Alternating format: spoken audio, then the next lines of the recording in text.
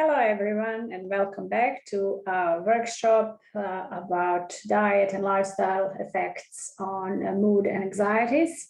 Mariana here from Change Naturopathy. Today, we will be talking about how food adjustment and food and nutritional changes can help improving your anxiety symptoms and managing your anxieties. So we will touch on food sensitivities and nutritional deficiencies, talk about how to support our gut health, and we'll talk about herbal medicine too, and which herbs are really useful for anxiety management. So main point, what we want to address and answer today is just to cover all the strategies in reduction of anxiety to be able to live a more enjoyable life. We know that many of you had a really positive experience with using conventional treatments of anxiety, which include mostly pharmaceutical medications, and those medications were shown really useful for you and reduction of your anxiety symptoms. However, many of those anti-anxiety, antidepressant medications have also very bad side effects that some of you might experience. And those medications usually work as a band-aid for masking the symptoms for some time and not addressing really all underlying causes of your anxiety. So they can address, for example, one aspect, your neurological brain chemistry to certain degrees. And if that's the issue for somebody, so that's somebody will have really positive effects using pharmaceutical medications. However, we know definitely that medications can't help with with balancing your biochemical changes in your body because of diet and nutrition that you use in everyday life and other lifestyle factors. So really, again, I'm emphasizing importance of addressing that underlying causes of anxiety to be able really to successfully reduce anxiety and manage anxiety over time. So you will be really happy to learn that it is possible to reduce anxiety naturally through nourishing diet, healthy lifestyle, required nutritional supplementation if needed, and herbal medicine. So many clinical research up to date demonstrated that lifestyle intervention and diet make big difference, and that nutrition is foundation for everything. So how we can optimize your diet, how we can optimize our diet to help us reduce the risk of development of mental health issues or help us manage anxiety and other mental health issues and other chronic health issues. So eating anti-inflammatory diets, which are rich in nutrient-dense foods, is one of the best things you can do for improving your health, general health, and improving your gut health, and indirectly improving and reducing risk for chronic health issues and reducing risk for anxieties and depression and mental health issues. So cutting out all inflammatory food, which we already talked about, which those foods are in a previous part too. We talk about refined sugar, gluten, refined oils, deep fried processed food, conventional dairy, grain-fed meat and eggs, sodas, and sugary drinks. So all the foods that can cause really triggering of our immune system and increased inflammation in our body, in our gut. Instead, we should focus on anti-inflammatory nutritional plan that is loaded full of different colors of beautiful nourishing vegetables, green vegetables, and many fruits, herbs, spices, fermented foods, healthy fats, grass-fed meat, and wild-caught fish. So we should aim for many foods, but I put here on the list, let's look at good fats that can include olive oil, avocados, organic ghee, butter, coconut oil, nuts, seeds, oily fish. It's very, very important to each meal to consist of good portion of good fats, protein, and lots of vegetables. Protein is very important to be presented in each meal, even if it's snack, to keep your blood sugar levels balanced. Fiber, there could be nuts, seeds, veggies, fruits, and probiotic foods, kimchi, sauerkraut, kefir. And instead of sugary loaded sodas, we should go and opt for water, filtered water, and herbal teas. So anti-inflammatory healing diet is essential for your overall health, including your mental health. But what we need to know that each one of us are very different in our biochemistry, our genetics, our gut microbiome, as I mentioned last time. We are very, very different. Each one of us is very unique in our body, in our needs. Therefore, one size diet wouldn't fit and be good and specific for each one. Therefore, it's not really good to listen always all the bombardments on social media and other sources where they're offering a specific anti-anxiety, antidepressant diet good for you. They are in generally good. General options should be taken away from it.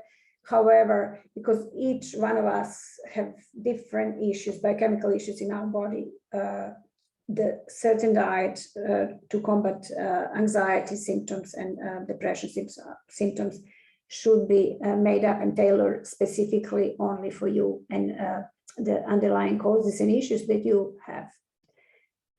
So diets are also process that will change around as you are healed and feel better. So it's always good to follow how you feel with your change diet. You need to make another improvements and changes. So if you had, for example, some nutritional deficiency and you had and improve your diet for 3 months, it's possible that your nutritional deficiencies are reduced now. So, or you have some sensitivities to some food.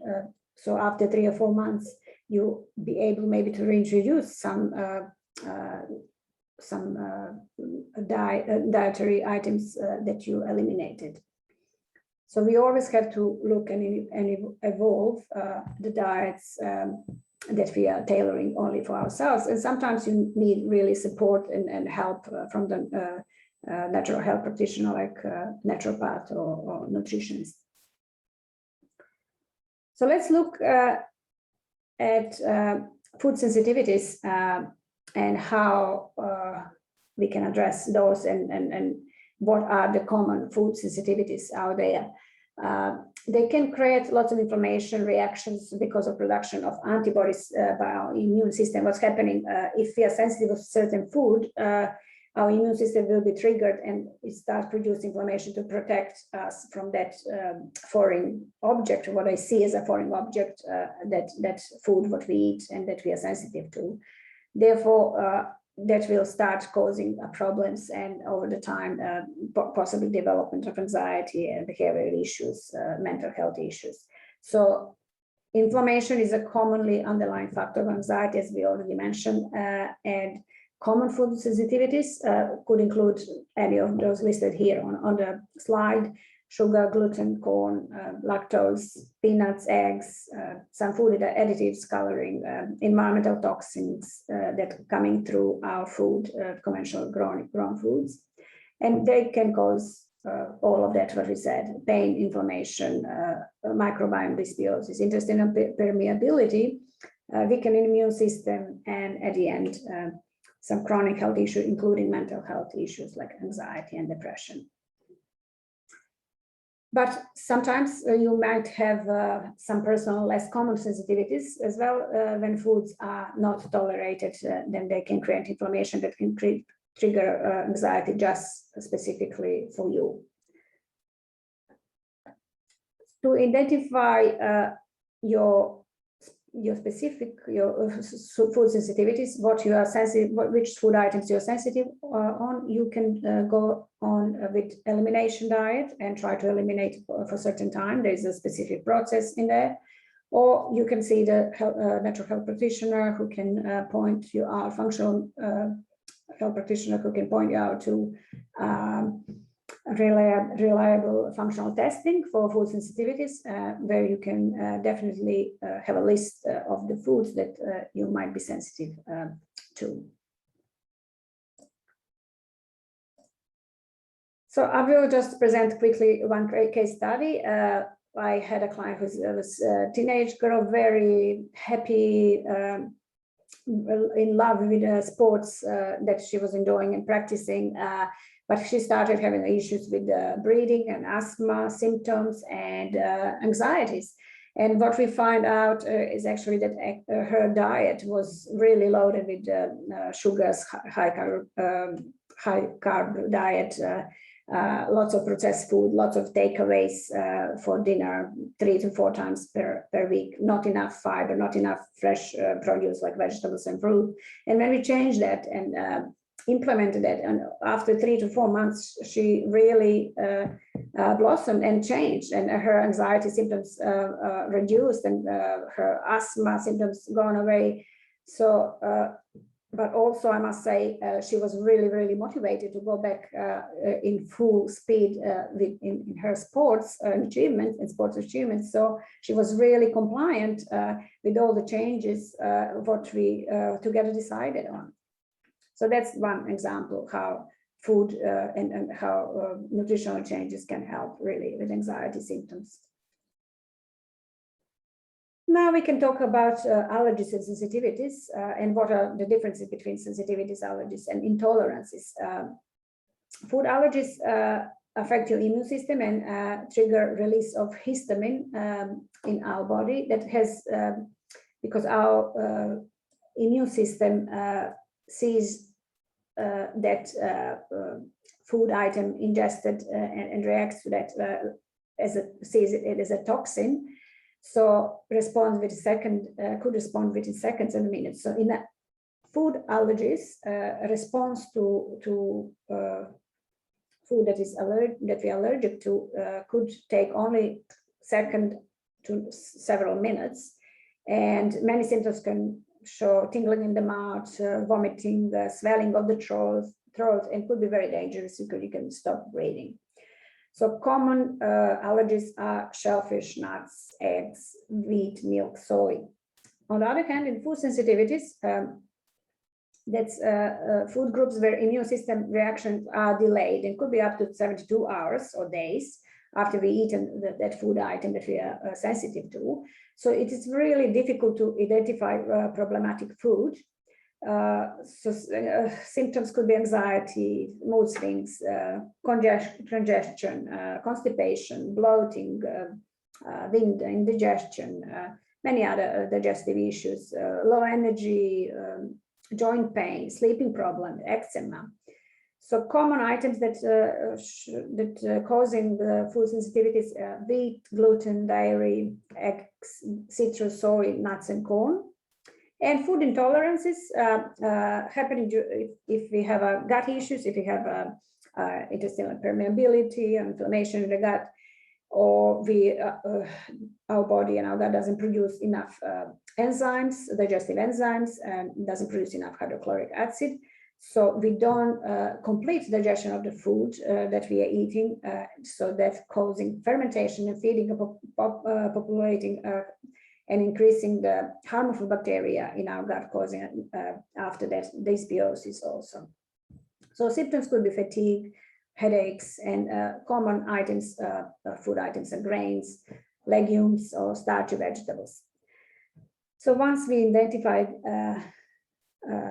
the foods that we are sensitive to, removing those foods from our diets for at least 3 months. That might trigger anxiety and lead to inflammation, pain, and other health issues would be good. And then we can reintroduce some of those food items slowly. Let's go and look at mineral and vitamin deficiencies and why we are having many of us mineral and vitamin deficiencies, and how we can optimize that. So many mineral and vitamin deficiencies are caused because imbalanced diet, as we talk about it, impaired gut health, that causing a reduction of absorption of the nutrients from the food we eat, depleted soils where our produce is grown in, stress, and poor lifestyle choices, because that's going in a circle.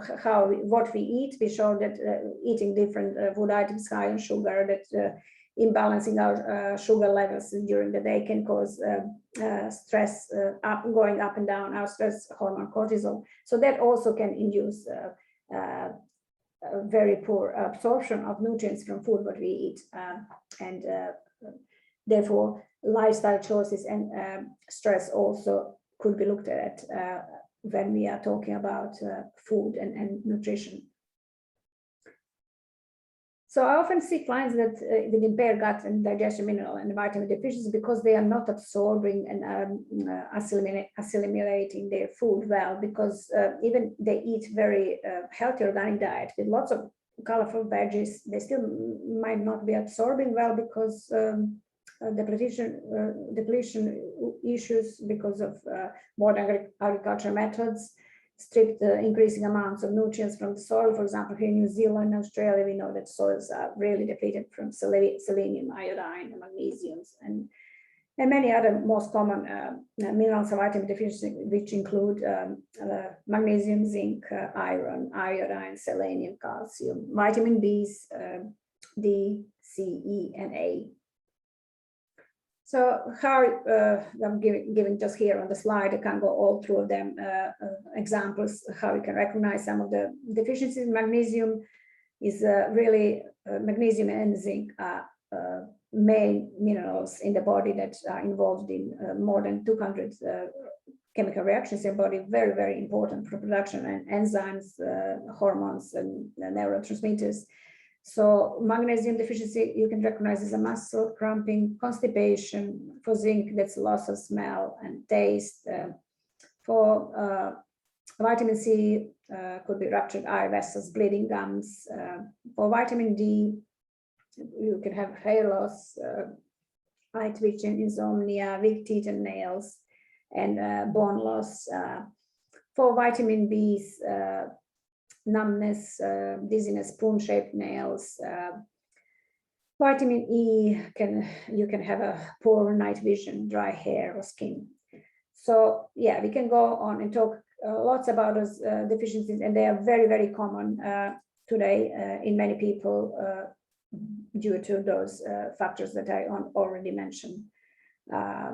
So for example, vitamin D deficiency are very important. That's a very important vitamin for our immune function, our brain function too, because research found that vitamin D supplementation may protect blood-brain barrier, reduce neuroinflammation, and reduce risk of neurodegenerative diseases and mental health issues.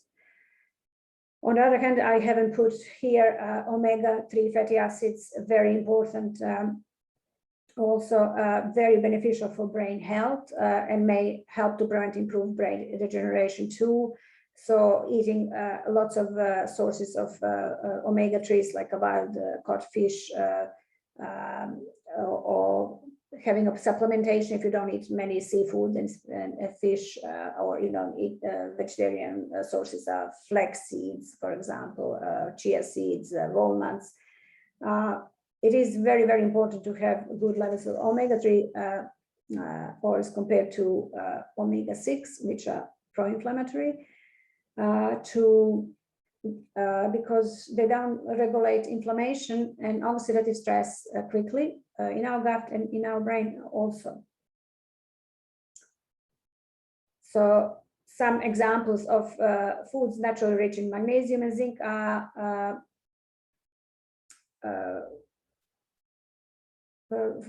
foods which are rich in magnesium and zinc can keep us feel calmer, and foods like rich in omega-3s, omega-3 fatty acids, and foods like probiotic foods, which are high in probiotics, are helping us to reduce anxiety, and at least in some people, and that many research has shown that. Where on the opposite side, if you're consuming lots of caffeine, can really result in negative emotional and great emotional and stress induced effects. So how we can go about supporting our gut health? Very important, improving your gut health by removing that inflammatory foods that we just mentioned, and eating gut-friendly foods that are anti-inflammatory, that are nutrient dense. So all what we already mentioned: protein, veggies, healthy fats, fibers, probiotic and prebiotic foods. So reducing processed and sugar in foods, I'm not going to go in there, we talk about it lots. Increasing probiotic foods, foods that are actually increasing the number of our good bacteria in the gut. Increasing prebiotics foods, which are actually food for our good bacteria in the gut, which can include anything from onions, garlic, leek, artichokes, and stuff like that. In probiotics foods, I mentioned that could be yogurt, sauerkraut, kefir, kombucha, kimchi.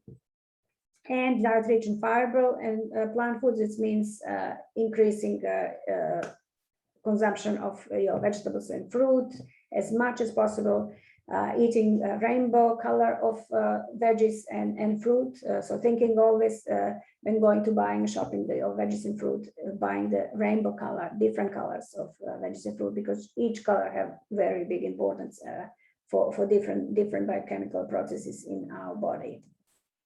And eating Mediterranean style diet is shown through many research that actually helps stabilizing anxiety and depression symptoms, reducing them, because Mediterranean diet supports really balanced sugar levels during the day, includes lots of fiber, lots of vegetables and fruit, some poultry, lots of seafood. So it's really overall very good diet, variety diet. Detox is very important for the depression, anxiety, because it's not only enough to put good things in our body. We have to make sure that the bad things come out as well. So drinking plenty of water to support the detoxification, everyday detoxification through urination and sweating, and supporting our detoxification pathways to protect our body from inflammation and chronic health issues. And detoxification pathways are very important, and ending up with our kidneys and our liver. So we have to support those two detox organs very much, because if they are sluggish, if they're clogged, we won't be able to get rid of toxins from our body.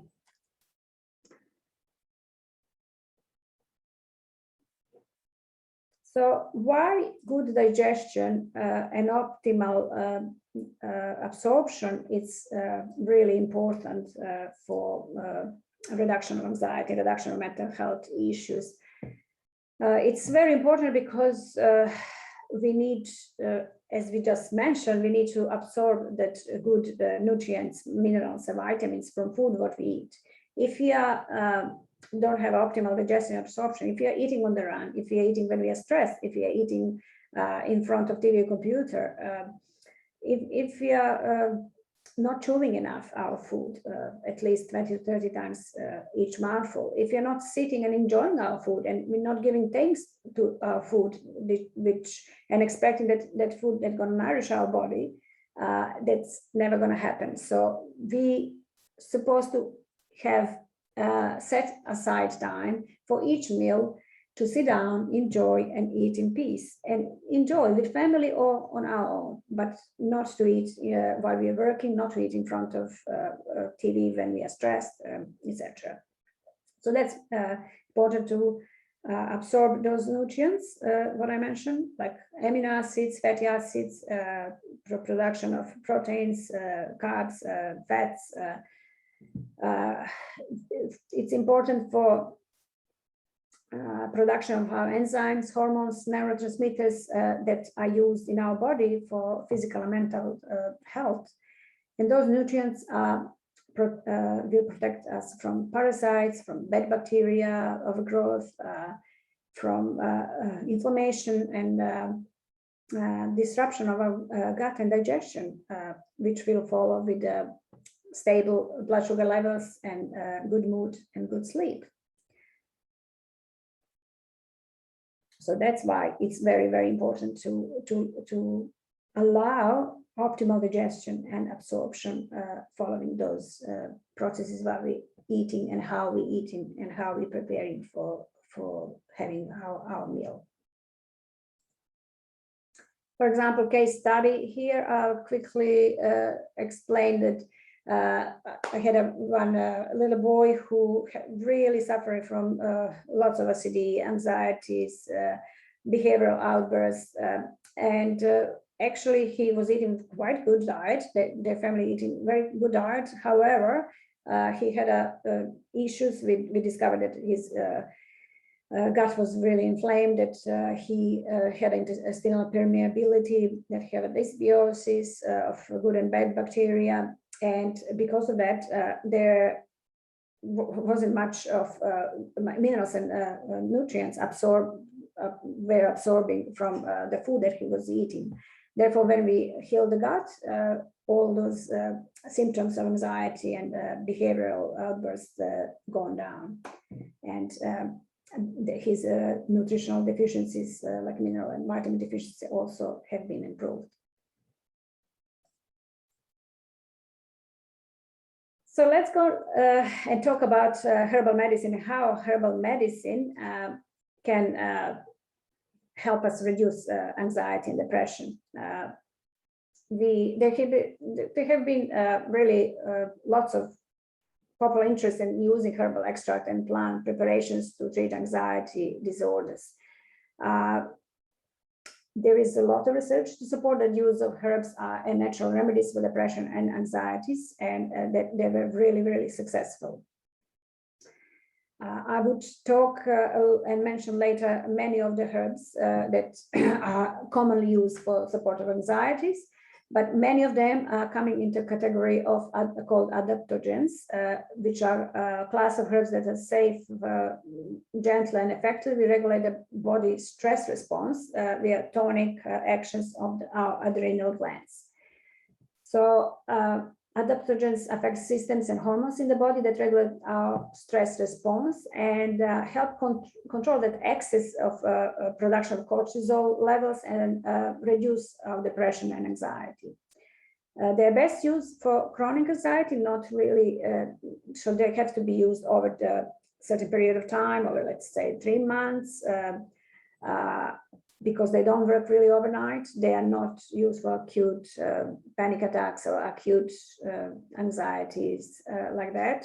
So best if they are taken for full effectiveness over a certain period of time, 2 to 3 months, for stabilization of that stress respondence and stress hormone levels balance. So there are many different combinations that we can use to help support mood, sleep, anxiety, and stress. And I gave some examples here. For example, for supporting mood, we can mix St. John's wort, curcumin, and saffron for help anxiety, passion flower, chamomile, skullcap. But all those combinations are individualized combination for certain person, certain individual that I'm seeing. So these are just examples, and I don't recommend using herbs or supplements without guidance of qualified natural health practitioner. So any functional practitioner, naturopath, nutritionist. herbalists. They can have interactions with other medications if you are taking any other medications, pharmaceutical medication. If not taken correctly, that means that they have unwanted side effects, and also amounts that we take and combination that we are making has to be really exactly known how to do it, how to prescribe. So some of the really popular herbs and often used herbs for reduction of anxiety symptoms are ashwagandha of Vitania, Siberian ginseng, and rhodiola. They are all adaptogenic herbs, and I explain what adaptogenic means. And they show to improve cortisol levels and show to improve stress levels and reduce anxiety that way.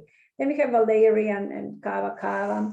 Valerian used for stress, muscle tension, to promote the calm, and helps also with relaxation. So helps with the sleep for somebody who have insomnia and issues with their sleep. Kava similarly for stress, anxiety, and coping ability, for elevating mood, improving sleep. Also, it's a well-known herb used in the Pacific Islands for many centuries. Then we have passion flower, very similar like valerian, for calming effects, sedative effects. Also helps for somebody with insomnia and sleep issues also, and anxiety fatigue. Lavender, quite gentle and effective in stress and anxiety, calming nervousness. Chamomile and lemon balm, they are mint family, and they're very gentle and effective and in natural ways treating anxiety. They're also known to treat some digestive issues, stomach troubles. They are very often used as a tea, for calming tea, lemon balm and chamomile both, and could be used for children also. And St. John's wort have beneficial effects on those who suffer from depression and anxiety also. So there's lots that we can talk about these herbs, and lots of information, each of those herbs, and each of those herbs have a different actions and different components, chemical components inside themselves, but that's the topic for some other workshop. So in summary, I would like to say that what we learned today is that for reduction of your anxiety, you want to remove things and food items that cause problems and add nourishing foods to the diet. Looking at underlying factors like biochemical issues and addressing underlying biochemistry can help you individualize your diet over time. And different combination of herbs are widely used today as a natural remedies for depression and anxieties. So I hope that you enjoyed today's part 3 of the workshop, and that you learned something more how nutrition, gut health, and herbal medicine can help you reduce anxiety symptoms. See you all next in part 4, our final part, where we can talk about lifestyle changes and how they can improve our anxiety symptoms. Bye.